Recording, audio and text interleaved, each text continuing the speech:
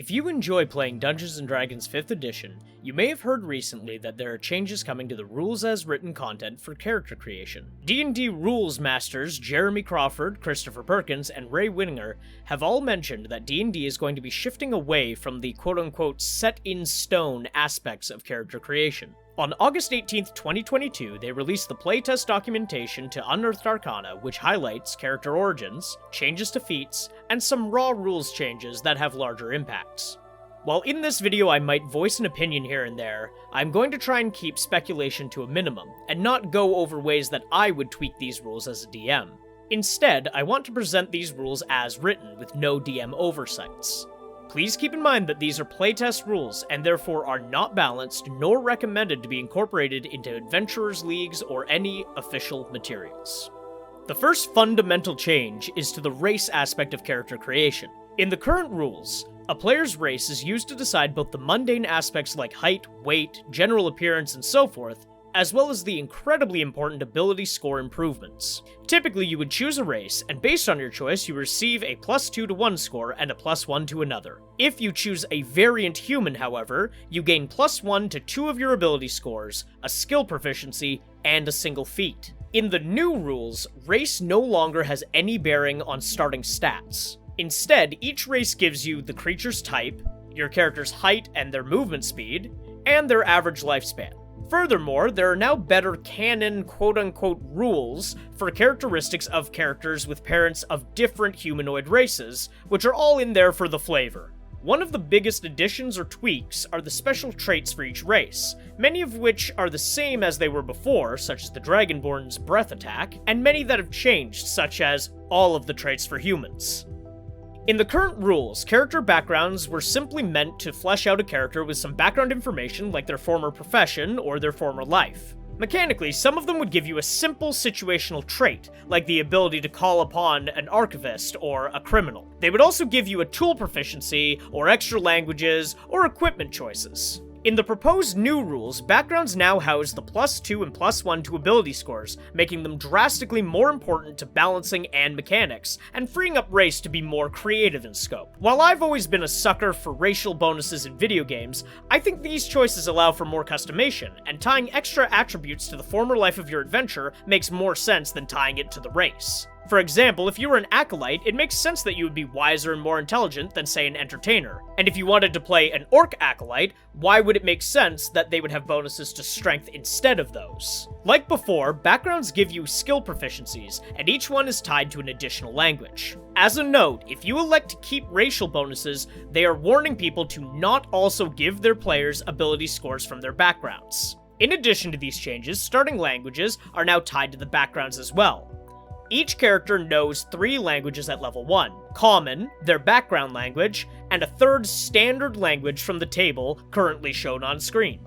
All of the backgrounds in the document are examples of the types of backgrounds that might be available once these rules are finalized. However, the document also says that using the rules that they've included, you can create a background from scratch. When you make a background from scratch, you choose an ability score to increase by 2, and another one to increase by 1. Alternatively, you can also choose 3 ability scores and increase each one of them by 1, like the variant human. You then choose 2 skills and gain proficiency in them, 1 tool proficiency, and you choose 1 language from the standard languages and rare languages tables. In the current rules, feats can be taken in lieu of an ability score increase, or if you chose to play as a variant human, as long as you have the required prerequisites. This has not changed, but what has changed in the proposed rules is that there are now a set of first-level feats, and players can choose one when creating their character. They have also added the repeatable tag to feat descriptions, marking a feat as being able to be taken more than once. Finally, this new Unearthed Arcana material presents some changes tacked on at the end that, in my opinion, drastically change several parts of the overall rules that we're all used to. The first big change is to the quote-unquote D20 tests, basically anything where you roll a D20 to resolve something your DM wants to happen. Rolling a nat 1 is an automatic miss on hits and an automatic failure on ability checks, which is the same as what we're used to. But now, natural 20s are automatically considered a success, which is new for ability checks. In addition to this, a character that rolls a natural 20 gains a point of inspiration. On that note, inspiration is still not stackable, you can only have one at a time, but now you also lose your inspiration point if you have one at the end of a long rest.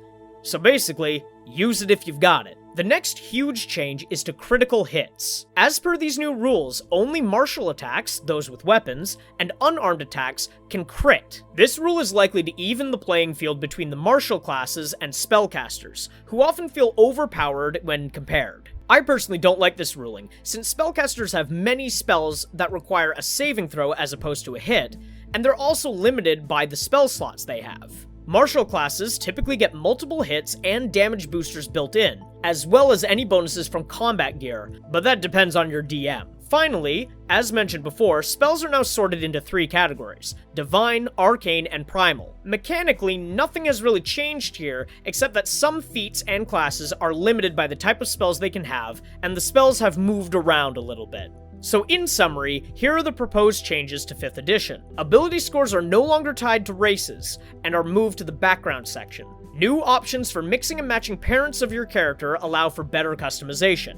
Languages are now a bit more structured and a little more accessible to players at first level. Feats are now accessible at level 1, and non-variant humans basically don't exist.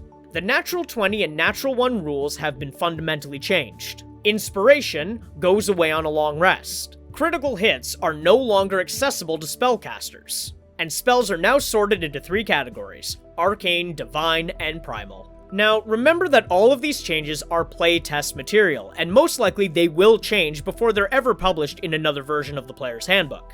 Like with all changes, some of these will likely be seen as throwing away tradition, or as radical alterations to what is considered a very balanced game. Ultimately though, the way you play is up to your group.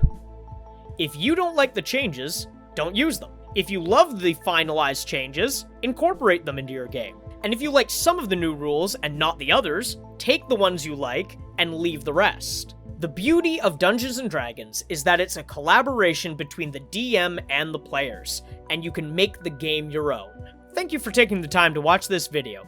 If you found it informative or you just enjoyed it, please consider hitting the like button and subscribing to the channel.